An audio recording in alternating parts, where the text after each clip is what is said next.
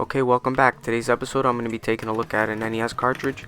Now I bought a couple of games online and supposedly they're all broken, so I'm going to take a look at some of these games in the future. I'm doing one at a time just to focus on one at a time instead of trying to cram everything in one video.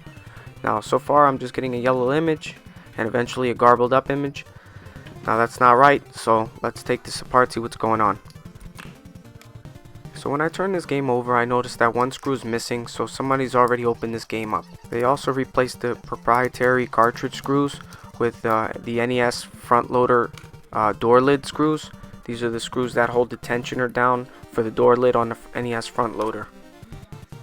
So like I usually do, I just take some Brasso and clean up the pins just to eliminate the possibility of a bad connection. And if this doesn't work, then I start troubleshooting further. Now the reason why I use Brasso almost every time is because 9 out of 10 times that's all it takes to get these games to run. Now Brasso is a mild abrasive and it leaves a chalky residue like a white film.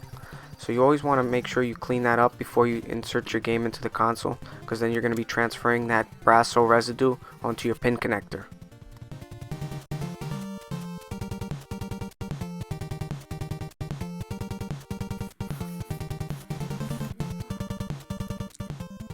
So after a good clean, let's see, and the game is working. So just it goes to show you that a little bit of Brasso can get that glitchiness away.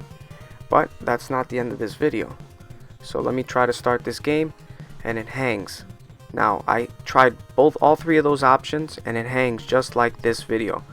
So I suspect there's a bad chip, or maybe I have to reset the save state. So I'm going to try to disconnect this battery.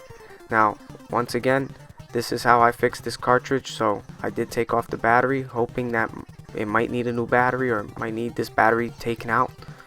So in hindsight, maybe this wasn't the right way to fix this cartridge, but this is my steps that I took. Now it didn't help when I took out that battery, so I suspect this chip is bad. So I'm going to be replacing this chip, but first let me add this battery back into circuit. Now here's where this video may be important to the whole community. Now most people, what they do in these situations when you have a bad chip or you have good ROMs but maybe a bad other chip, they'll do a board swap. Now the problem with Dragon Warrior 3 is there's only two direct board swap candidates. It's Dragon Warrior 3 or Dragon Warrior 4.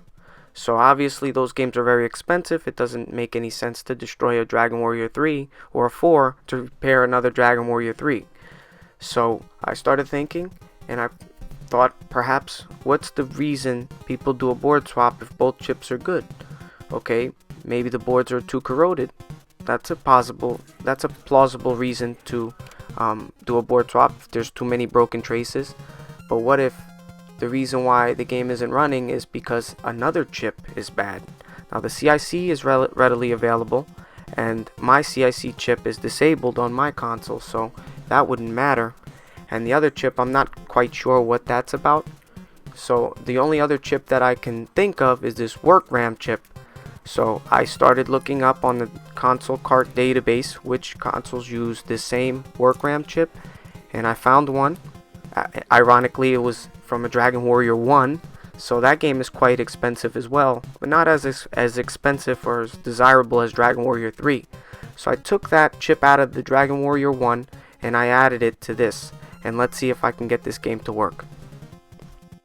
Now there are plenty of games that have this same work RAM chip, but the only one I had on hand was I have multiple copies of Dragon Warrior 1, so I did use a Dragon Warrior 1.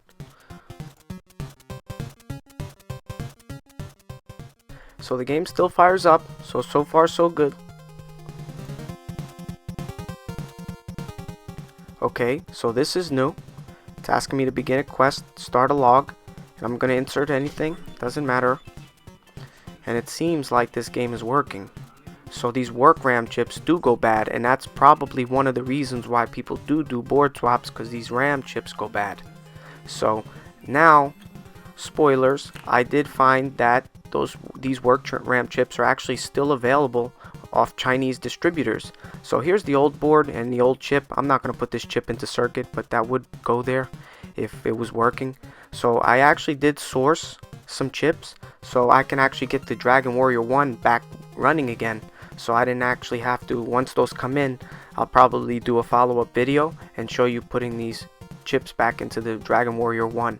So, but I'm really happy that this worked, because now I don't have to destroy any game, and I do get another highly sought after game working. Now, since I have the Dragon Warrior 1 opened up, I'm going to use that to replace these Dragon Warrior 3 screws. And since I don't have this game in my collection, this was convenient for me. I actually was looking for this game, and I can add it to my collection now. So I'm glad this video didn't go on for too long. In closing, I just wanted to say that I didn't know about this solution. I just tried it on a chance. I kind of figured that WRAMs do provide some sort of logic to the game.